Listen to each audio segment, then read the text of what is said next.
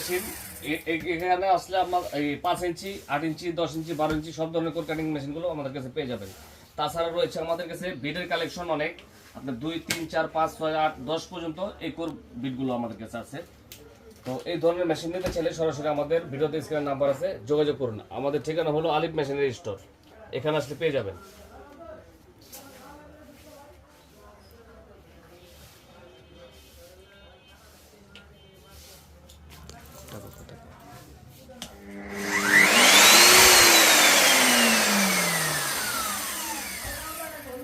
Alif machinery store.